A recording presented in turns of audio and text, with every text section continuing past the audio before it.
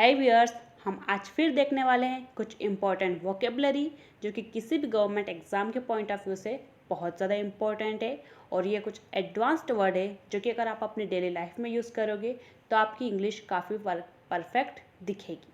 तो चलिए शुरुआत करते हैं हमारे आज के पहले वर्ड के साथ। तो गाइज, हमारा आज का पहला वर्ड है कॉम्प्लेसेंसी। कॉम्प्लेसेंसी का मतलब होता है आत्मसंतोष या फिर अतिसंतोष, जिसे आप इंग्लिश में बोल सकते हो सेल्फ सेटिस्फेक्शन। सेल्फ सेटिस्फेक्शन, ठीक है। जब आप किसी खतरे में पड़ गए हो और आपने अपने आप को उस खतरे से बचा लिया हो, तो वो जो सेल्फ सेटिस्फेक्शन की जो फीलिंग होगी ना, उस वक्त जो आपको आएगी उसको अपन कॉम्प्लेसेंसी कहेंगे। मेनली इस टर्म में यूज़ किया जाता है कि जब इंसान अपने आप को किसी बड़ी प्रॉब्लम से बचा लेता है। किसी बड़े काम में उसको बहुत ज़्यादा मेहनत करनी थी पर उसने कुछ ऐसा किया कि उसको मेहनत नहीं करनी पड़ी, और वो जो एक सेल्फ सेटिस्फेक्शन आता है, अपने आप में आत्मसंतोष आता है, एक शांति वाली फीलिंग आती है, वाह यार हो गया, ये कैसे भी हो गया। तो उसी फीलिंग को अपन इंग्लिश में कहते हैं कॉम्प्लेसेंसी। अब देखते हैं कि इसके लिए अपन क्या क्या सिनोनिम्स यूज़ कर सकते हैं। तो इसके लिए अपन पहला यूज़ कर सकते हैं सिनोनिम स्मगनेस, जिसका मतलब भी होता है आत्मसंतोष।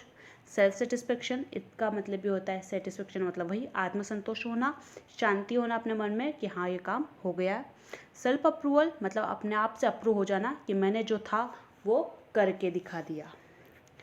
सेल्फ एब्रोबेशन, इसका भी यही मतलब होता है आत्मसंतोष। तो यहाँ पे जितने भी वर्ड है इन सब का मतलब होता है आत्मसंतोष, जो हमें अपने आप में एक चैन सुकून की शांति मिलती है कि ये काम हो गया, ये मैंने करके दिखा दिया, या मैं इस मुसीबत से बच गया।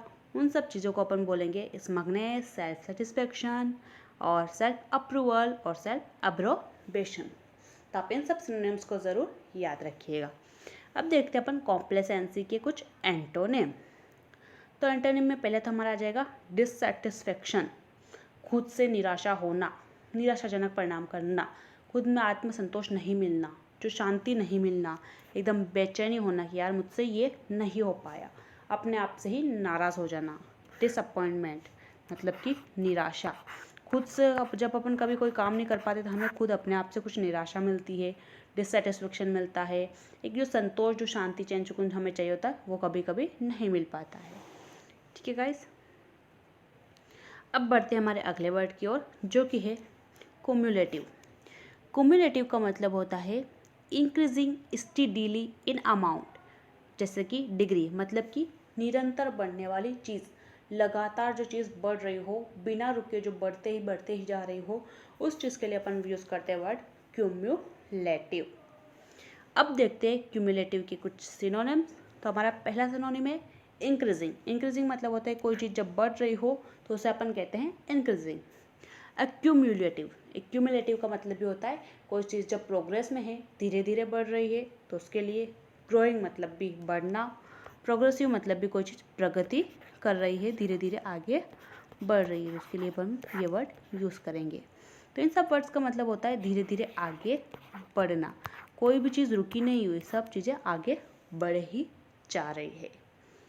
अब देखते हैं अपन एंटोनिम्स। तो हमारा पहला एंटोनिम है अब्रप्ट। अब्रप्ट का मतलब होता है आकस्मिक और अप्रत्याशित, अचानक से कुछ हो जाने वाला। वो चीज़ें क्या लगातार बढ़ रही रहती, यहाँ पे क्या एकदम आकस्मिक कुछ हो गया, कुछ अचानक से हो गया, तो उसके लिए एब्रप्ट। सडनली कुछ हो गया, एकदम रुक गया, बीच में ही बढ़ नहीं रहा है। इंस्टेंटियस, एकदम उसी टाइम पर होने वाला, उसको अपन बोलेंगे इंस्टेंटियस, जो अभी हो रहा हो, अभी का होने वाला, उसको अपन बोलते हैं इंस्टेंटियस।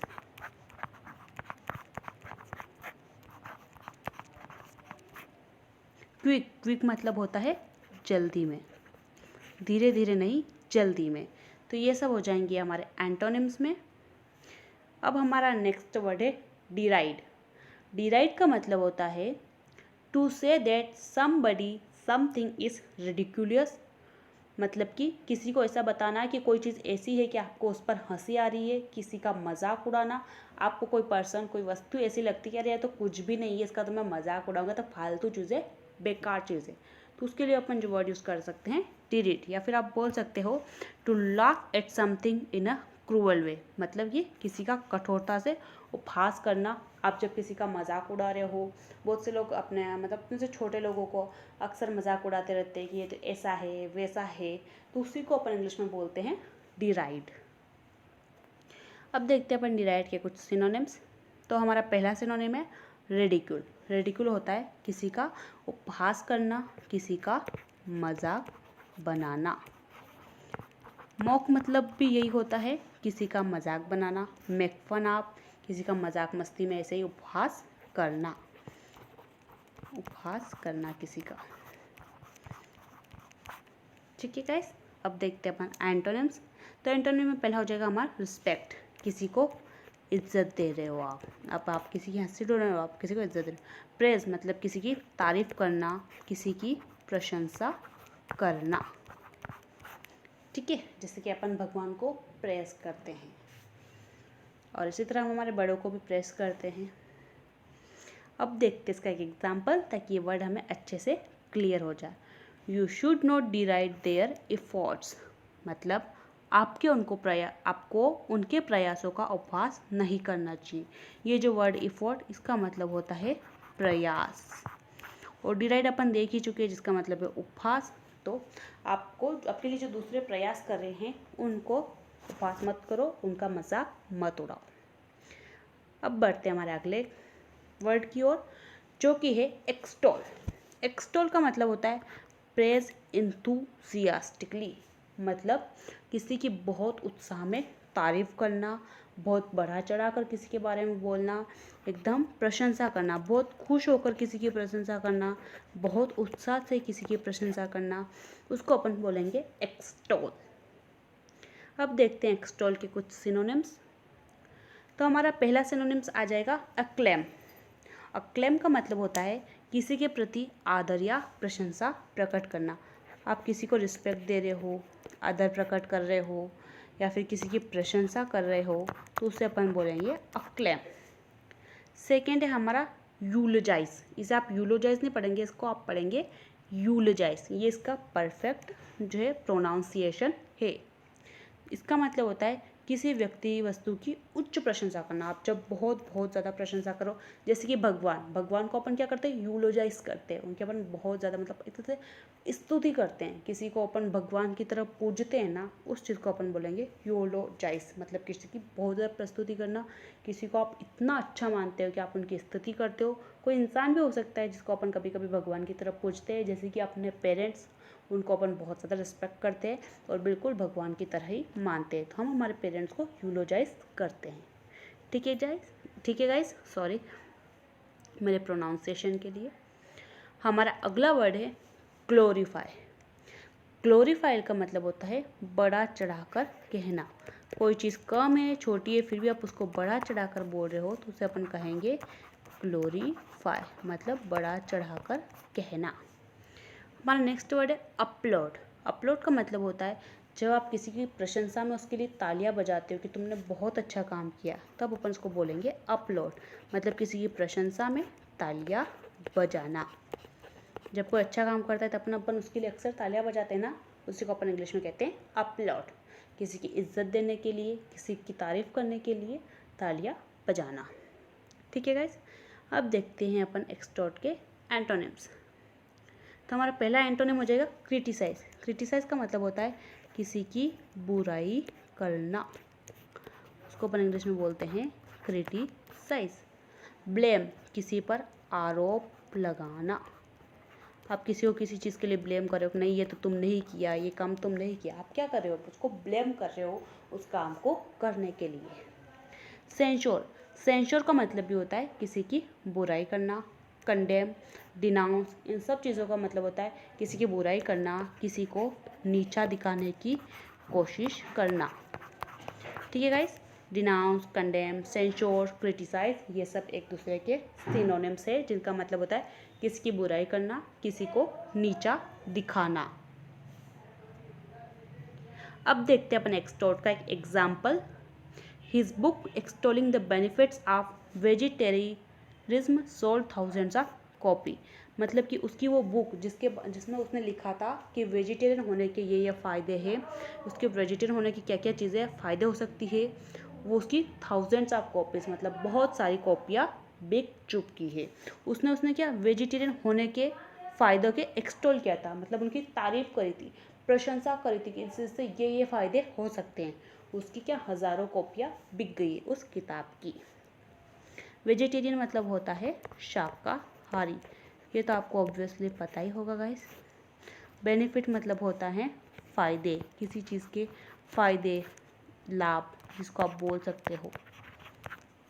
और एक्सटर्नल तो अपन देख ही चुके हैं। अब बढ़ते हैं हमारे अगले वर्ड की ओर। हमारा आज का लास्ट वर्ड है फर्टिव। फर्टिव का मतलब होता है acting as though you are trying to hide something because you feel guilty.